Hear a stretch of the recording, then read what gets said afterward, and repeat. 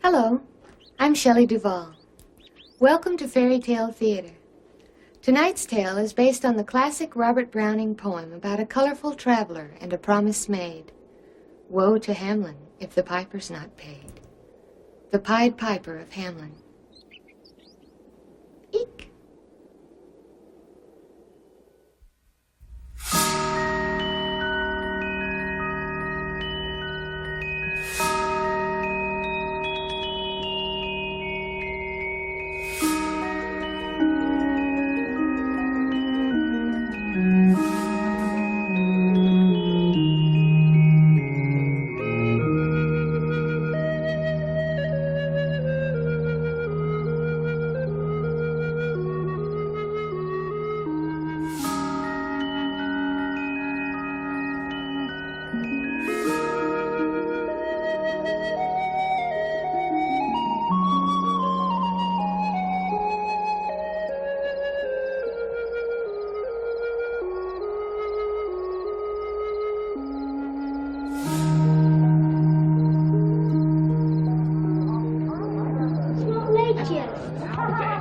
Gone 10.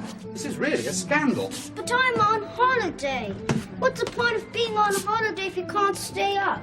It's a very clever argument, young Willie, I'm sure. And one I'm certain I can't answer as you phrased it. Put like that, I see no reason why you shouldn't stay up until dawn. That's what holidays ought to mean. Then... Where's little Willie? Ah, hello. What's all this? Going to bed so early? That's the idea. Well, what about the music? You're just tuning up downstairs. Why can't I stay and hear the music? Robert, why can't I? Papa and Mama needn't know. They're in London. What a devious little creature you are, to be sure. You put me in mind of St. Augustine's observation, that the innocence of children is due less to the purity of their hearts than the weakness of their limbs. Oh, don't be such a worrywart. The boy's parents are in town, as he says. Where's the harm? They needn't know of young Willie's nocturnal revels, eh? You're not being particularly helpful, Edward. Where's your sense of responsibility? Come along, Willie, into bed with you. I promised your mamma and papa that a certain measure of decorum would be observed if they let you come into the country for a fortnight to amuse us all. Now, they've kept their end of the bargain, and you've kept yours. We've all enjoyed fighting the Red Indians with you on the heath. I'm sure my coachman can't recall such excitement. Edward. And you've kept yours. Now, I must keep mine. Yes, or pay the piper. That's how it goes, I shouldn't wonder. Pay the what? My dear Edward, will you kindly adjourn so I can get this boy off to a decent night's sleep as I promised? All right. Well, Willie, it looks as if we're beginning to pay the piper already. Good night, young man. Good night, sir. What does that mean? Pay the piper. Who's the piper? Who's the piper? And what must he be paid? What a lot of questions. This wouldn't be another diversion on your part, would it, Master William? I only want to know what it means. All right. If I explain it to you, will you go off to sleep without further demur or procrastination? Is it a story? Well, yes. Actually, it is a story. Now, have I your promise? Bed at my conclusion? Does it have a ghost? No, it does not. Oh. But it has several dreadful goings-on. Oh. Now, have I your promise? Promise. Very well. Hamelin town's in Brunswick, by famous Hanover City. The River Weser, deep and wide, washes its wall on the southern side. A pleasanter spot you never spied. But when begins my ditty? Almost 500 years ago. To see the townsfolk suffer so from vermin was a pity. Vermin? Rats! Rats. Rats. They fought the dogs and killed the cats. Bit the babies in the cradles. They ate the cheeses out of the vats. And licked the soup from the cook's own ladles. Yuck! They split open the kegs of salted sprats. The rat catcher. made nests inside men's Sunday hats. You dirty rat! They even spoiled the women's chats. So I just said to him, if you think I intend to go...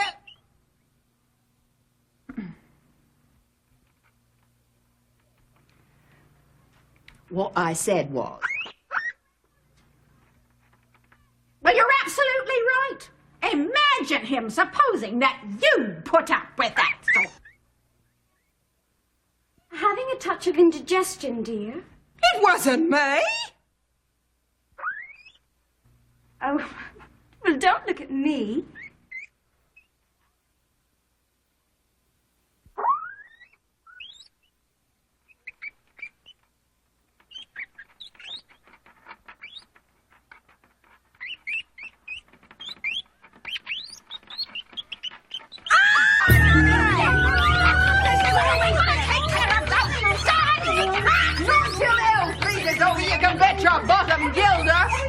Drowning their speaking with shrieking and squeaking in 50 different sharps and flats.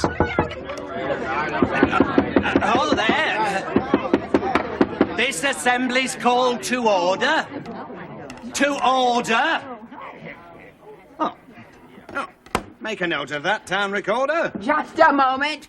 Where's the mayor? He said he'd try and stop by later. Something about a major meeting having to do with banquet seating. Typical, you know what that's about. They're sitting there drinking stout. Silence, please. Now, this meeting has been convened to see if from rats we can be weaned. I'd like to call on Bernard the necromancer to see if he has found the answer, since Ulrich the alchemist didn't pan out. The rats have had the upper hand out, so take it, Bernard, this is tragic. The folks in Hamelin could use some magic. Well, what follows is... Speak up! This is a study commissioned by the corporation, the result of a year's intense investigation. We don't know what causes the rats to flourish in multiplicity, or why they've chosen to do it in our fair city. Don't bother us with those details. Tell us how to get rid of them, heads and tails. Get rid of them? Well, that problem's hard to fix. After all, this is the year only 1376. It's later than you think. Be reasonable. These rodents aren't mink. We don't know what makes them slink about in nooks and crannies, attacking cooks and nannies, driving us to drink on the brink of desperation.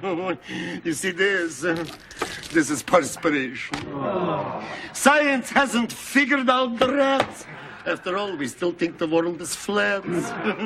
We've given them rat's bane, but it's no use. They drink it just like orange juice. Hamelin's gone from bad to worse. We must conclude that there's a curse. We know that! We have had one new suggestion. Somebody seems to think that if we all rubbed snake oil all over our bodies, it would make such a stink. No more potions! We've had it with your smelly notions!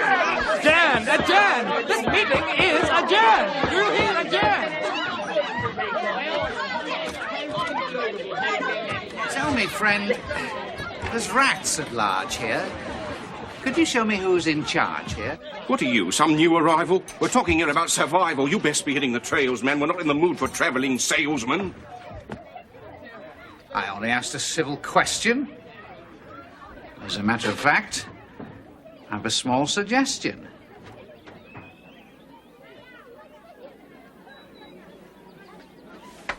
You mustn't mind them. They're just frightened. Too much so to be enlightened by any wandering... Are you an actor? You might call me a rat attractor. Consider me yet another factor in mankind's never-ending vermin war. I try to help man even up the score. Unless, of course, I am not heeded. I never intrude where I'm not needed. You're needed here without a doubt. You must have figured that much out. But you must take your application to the Mayer Corporation. That's where you should be appearing to get yourself a decent hearing. Thanks, young sir, for your advice. I'll take it, and I won't think twice. And this I'll promise. The time may come when I wear out my current welcome. Should that happen, you have my word. I'll remember what I heard here and give you my protection. Against what? Why, against unnatural selection. Remember, young sir, that all's illusion, and dreams, though potent, are no solution to the problems that we face. The rainbows that we chase are no more real than the idea your foot will heal. My words, no doubt, seem strange to you, but please remember that they're true.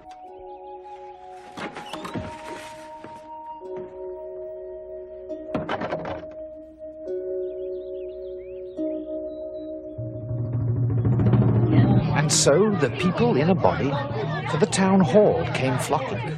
It's clear, say I. Our mayors are nodding. And as for the corporation, shocking! I think we buy gowns lined with ermine for dolts that can't or won't determine what's best to rid us of our vermin! You know, everything's under control. You hope because you're old and obese to find in the furry civic robe ease? Rouse up, sirs! Give your brains a racking to find the remedy we're lacking. Or sure as fate, we'll send you packing. Good people, hear At this, the mayor and corporation quaked with mighty consternation. An hour they sat in council.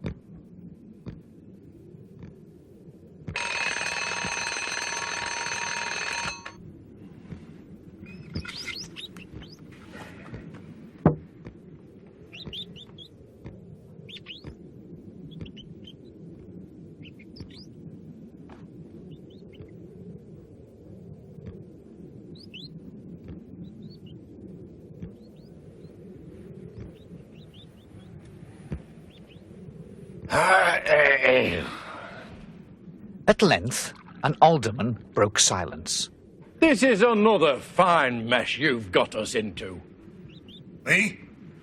How do you come to that conclusion? I didn't start this verminous intrusion.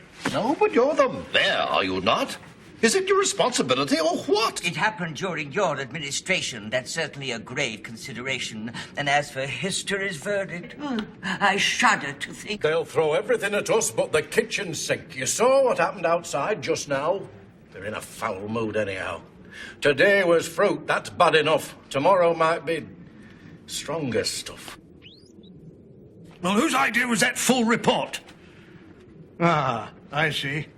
No one with a prompt retort? No one wants to say that's true, but only because 'twas mainly you. I? 'Twas really I? Oh, me. Oh, my.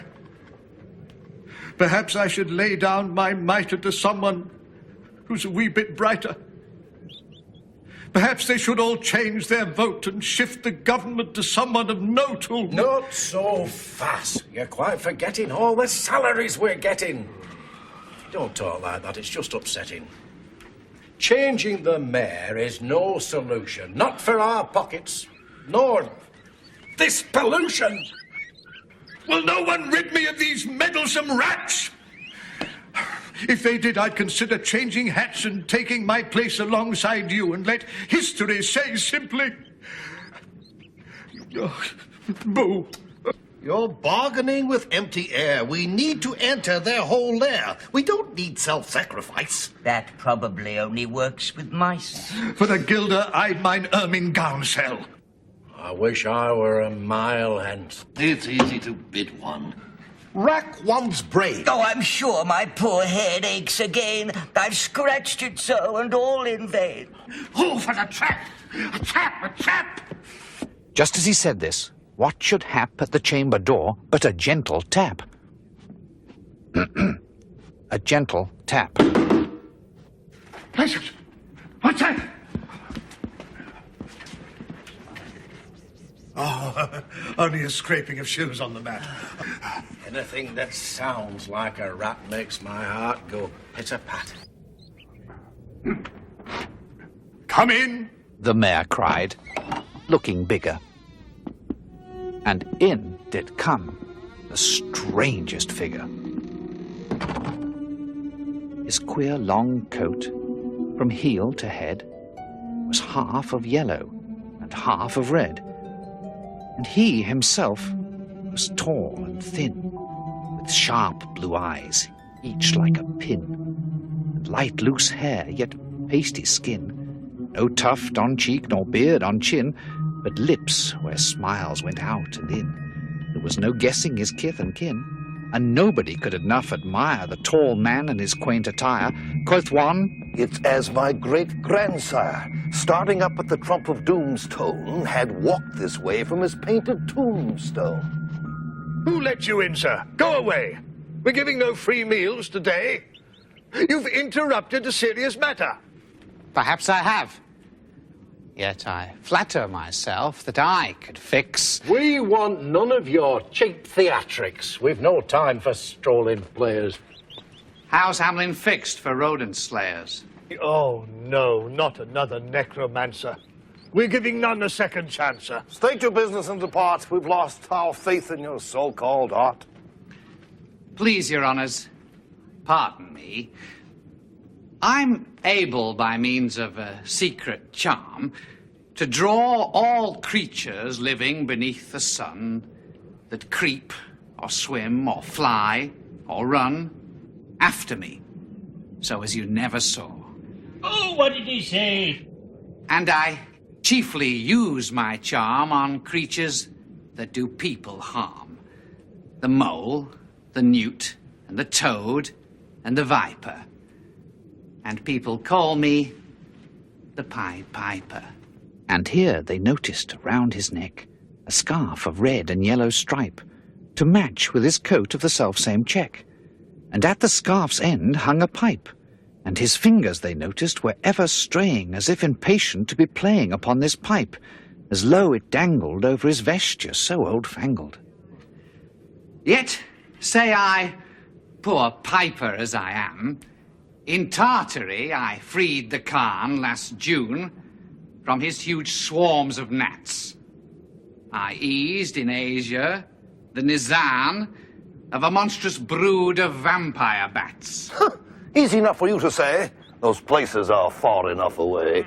How do we know your tales are true, that we should place our faith in you?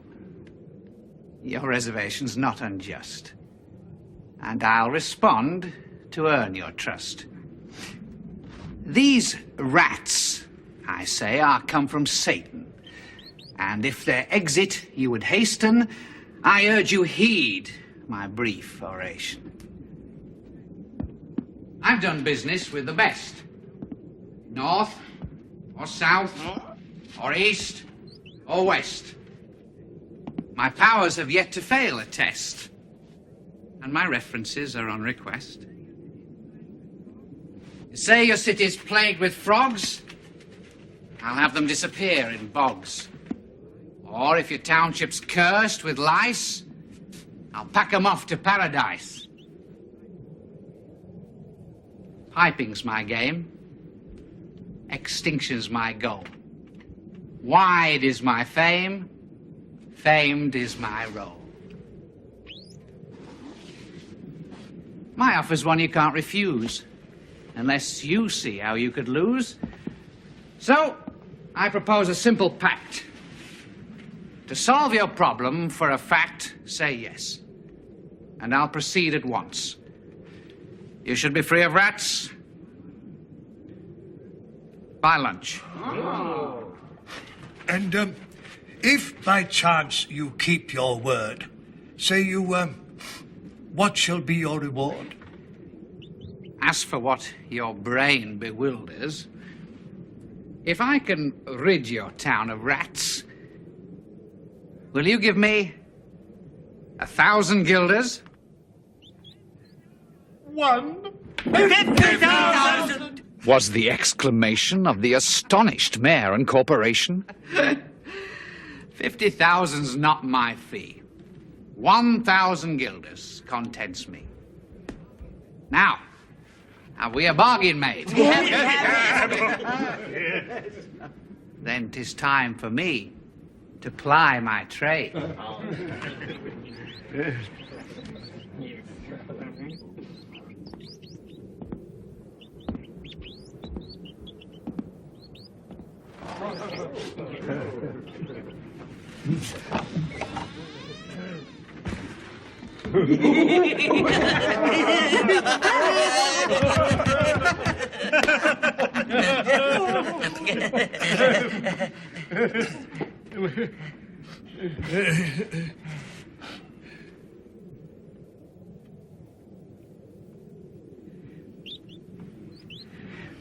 If only one could well believe there was aught he could achieve.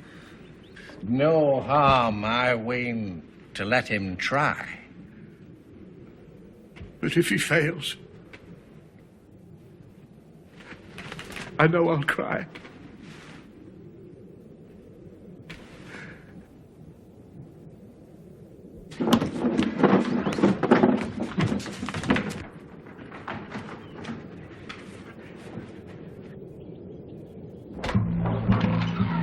Into the street, the piper stepped.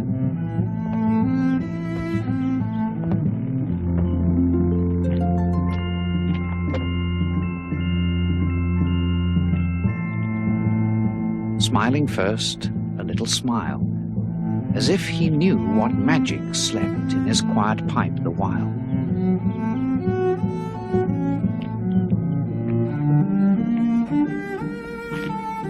And then, like a musical adept, to blow the pipe his lips he wrinkled, and green and blue his sharp eyes twinkled, like a candle flame where salt is sprinkled. And ere 3 shrill notes the pipe uttered,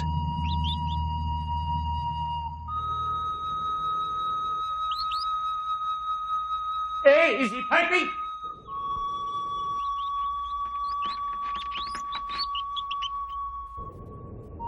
you heard as if an army muttered, and the murmuring grew to a grumbling, and the grumbling grew to a mighty rumbling, and out of the houses the rats came tumbling.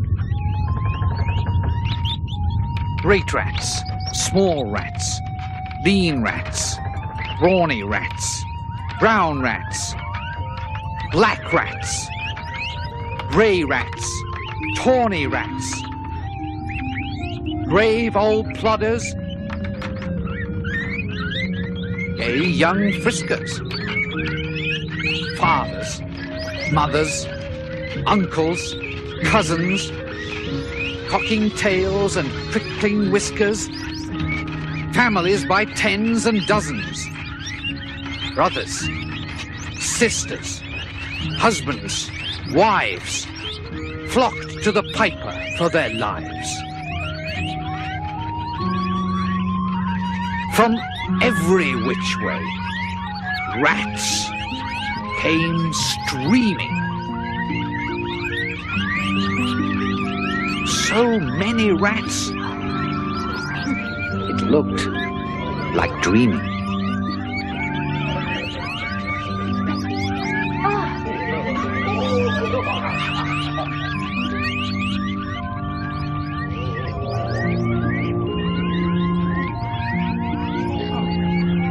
From street to street he piped, advancing, and step for step they followed, dancing.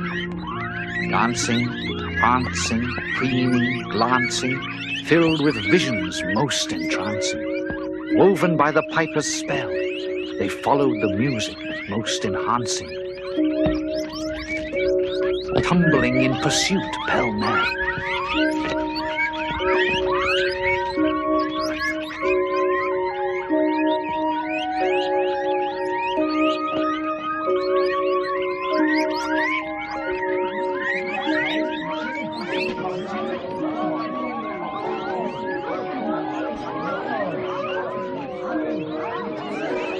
until they came to the River Weser.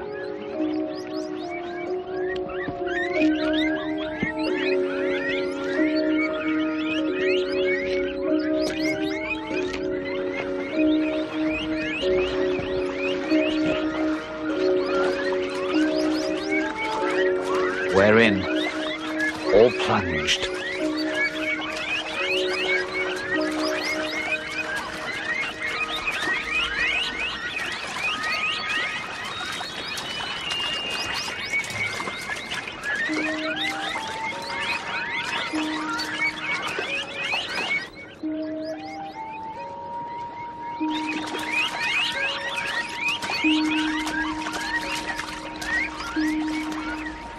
And perished. You should have heard the Hamelin people ringing the bells till they rocked the steeple. Easy does it. Preparing to feast in jubilation to mark the rat rain's expiration. Cooking without rats. Who'd believe it? It's difficult, I must say, to conceive it. No more rat soup or rat tatouille. Or any rat sandwiches or any rat Louis. Sleep, my child, and don't you wonder? There's no rats your crib to plunder, and through your dreams they'll never blunder. And now the town was free of vermin, students were free to learn their German. Quiet, please. Let's have no talk. It was just a bit of chalk. And sleeping dogs were left to lie in peace to watch the world go by. Let's hear it for the Mayor and Corporation! They're the cause for all this celebration. Thanks to their sagacity and wisdom, Hamelin's folks at last are rid from all the rats that made us moan. From being rat finks, we're now a rat-free zone!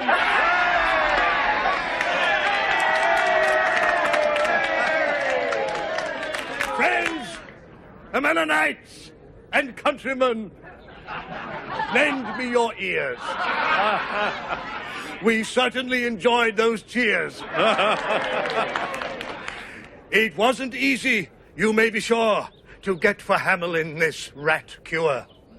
Your mayor and your corporation labored hard, with much vexation, frequently in consternation, working sometimes through the night to try and see our way to light, scorning food and drink's delight to fulfill your great expectation. And now we come to you in victory and bid you succumb to topsickery, omitting though no sage preventions to thwart any other rat's intentions. Go, good people, get long poles, poke out the nests, block up the holes, consult with carpenters and builders, and leave not a trace. But first, if you please.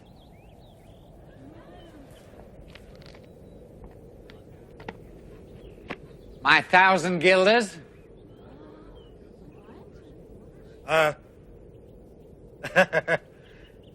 Just a minute. Gentlemen, let us withdraw. I think there's something in my craw. That's it, folks. Take a break. Well, don't just stand there like a wake.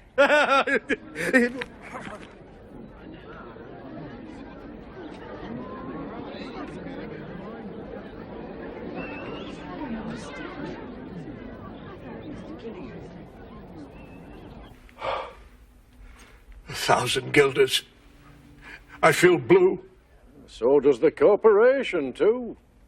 Council dinners make rare havoc. With claret, moselle, Van de Grave, and hock. And half the money would replenish our cellar's biggest butt with Rhenish. But what on earth are we to tell him? Perhaps an accident should fell him. Put that down. We can't be furious. Such an action would be spurious. If our contract we would sever, we'll have to be a lot more clever. Pay this sum to a wandering fellow? To the gypsy coat of red and yellow. Besides, quoth the mayor with a knowing wink, our business was done on the river's brink. We saw with our eyes the vermin sink. And what's dead can't come to life, I think. Ho there! Bring in the piper! I'll handle him. You'll wizen this riper. Oh, and after this affair is over, what say you to a fresh fillet of plover? Yeah. Oh, he's right, by George. After all our toil, we deserve a supper royal. And nothing let our pleasure mar. You know I dote on caviar. And further to our pastures, I move we vote ourselves array. The piper, sir. Ah! Friend! We are not the folk to shrink from our duty of giving you something to drink and a matter of money to put in your poke. But as to the gilders, what we spoke of them, as you very well know, was in joke. Besides, our losses have made us thrifty. 1,000 guilders. Come, take 50. No trifling. I can't wait. Be time. I've promised to visit by dinner time Baghdad and accept the prime of the head cook's pottage, all he's rich in, for having left in the caliph's kitchen of a nest of scorpion no survivor. With him I prove no bargain driver. With you, don't think I'll bait a fiver. And folks who put me in a passion may find me pipe after another fashion. How? Do you think I'll brook worse treating than a cook? Insulted by a lazy ribald with idle pipe and vesture piebald?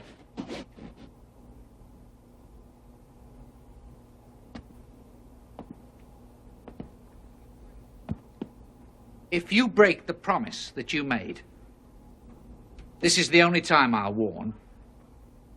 By the time the sun has changed to shade, you'll wish you'd all were never born. Do you threaten us, fellow? Go, do your worst. Blow your pipe there till you burst.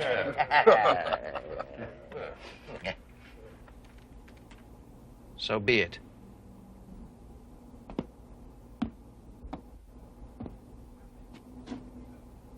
Hamelin's cursed.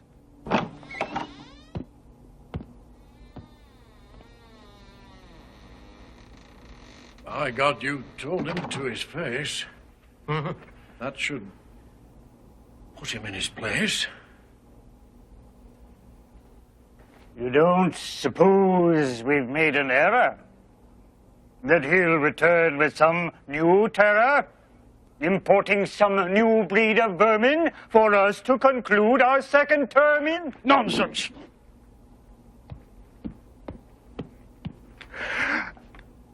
Nonsense! If revenge he plans on taking, why is he standing there and waiting?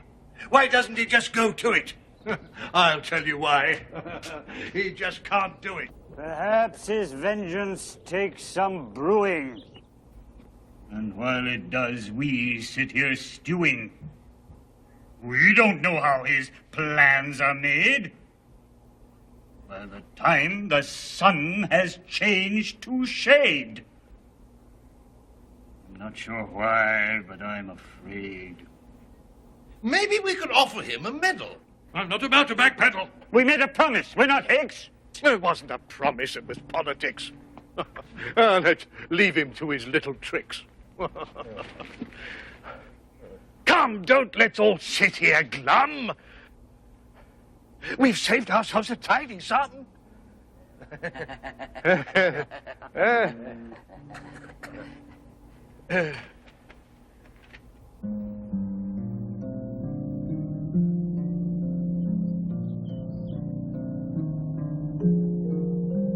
Once more, he stepped into the street.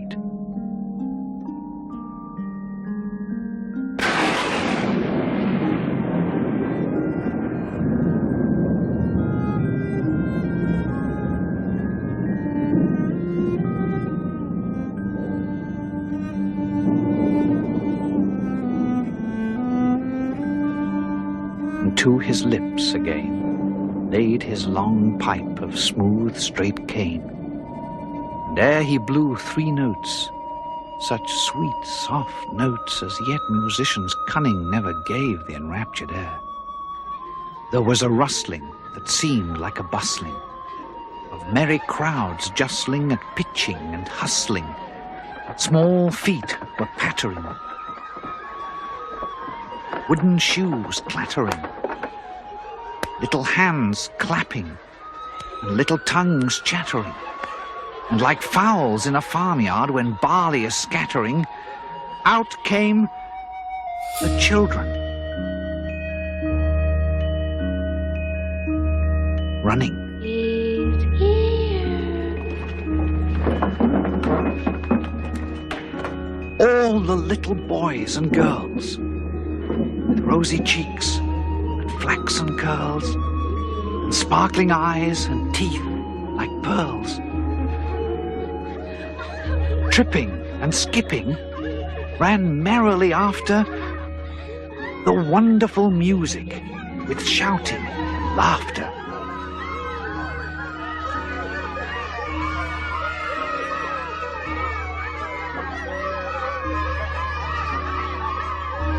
The mayor was dumb, and the council stood as if they were changed into blocks of wood.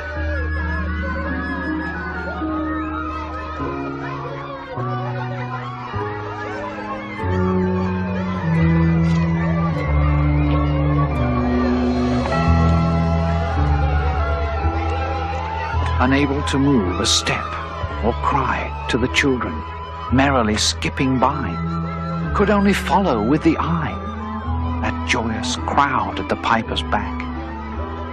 But how the mayor was on the rack, and the wretched council's bosom beat, as the piper turned from the high street to where the Weser rolled its waters, right in the way of their sons and daughters.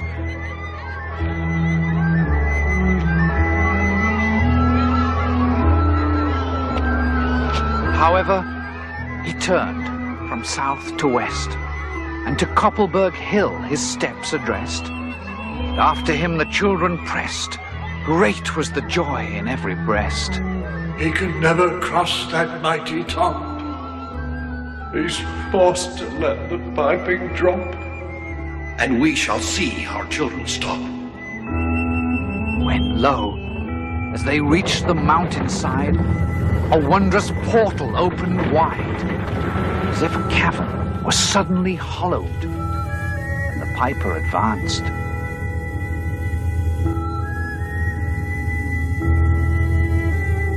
And the children followed.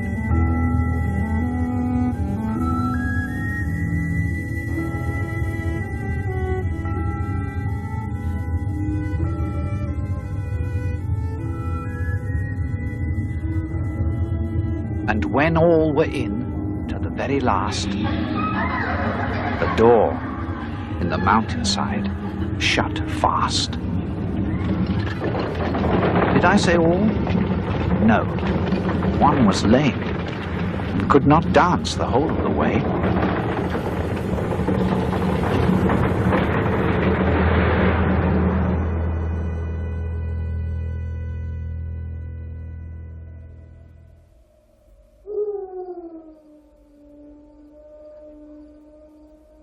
And in after years, if you would blame his sadness, he was used to say, It's dull in our town since my playmates left. I can't forget that I'm bereft of all the pleasant sights they see, which the piper also promised me. For he led us, he said, to a joyous land, joining the town and just at hand where waters gushed, and fruit trees grew, and flowers put forth a fairer hue, and everything was strange and new. The sparrows were brighter than peacocks here, and their dogs outran our fallow deer. and honeybees had lost their stings, and horses were born with eagle's wings. And just as I became assured my lame foot would be speedily cured, the music stopped, and I stood still.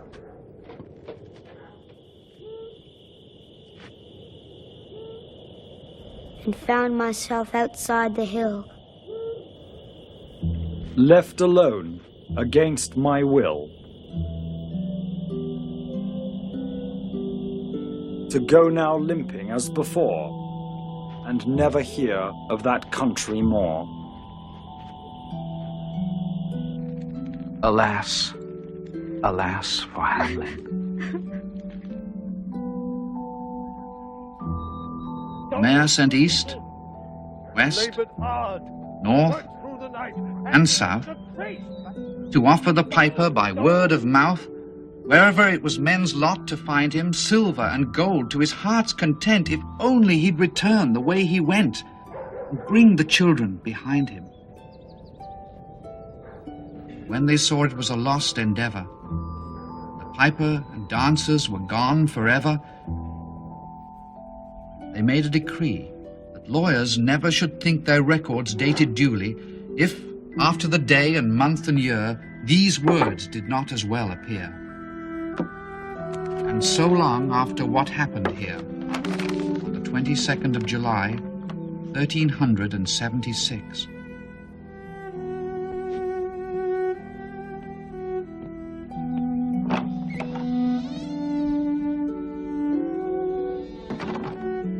and the better in memory to fix the place of the children's last retreat, they called it the Pied Piper's Street, where anyone playing on pipe or tabor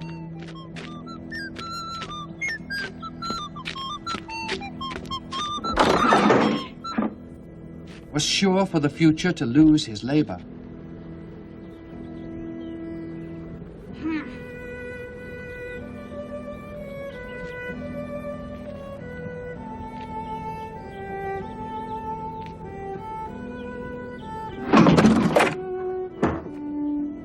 Nor suffered they hostelry or tavern to shock with mirth a street so solemn. But opposite the place of the cavern, they wrote the story on a column.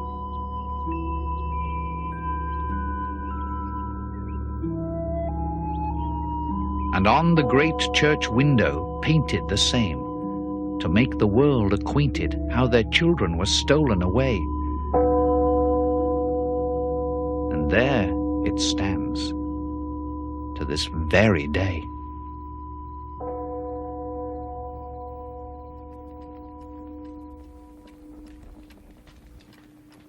And I must not omit to say, in Transylvania, there's a tribe of alien people who ascribe the outlandish ways and dress, on which their neighbors lay such stress, to their fathers and mothers having arisen out of some subterraneous prison, into which they were trepanned long ago in a mighty band, out of Hamelin town in Brunswick land.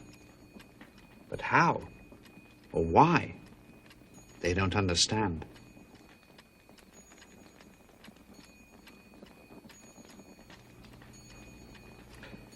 So, Willie, let me and you be wipers of scores out with all men, especially pipers.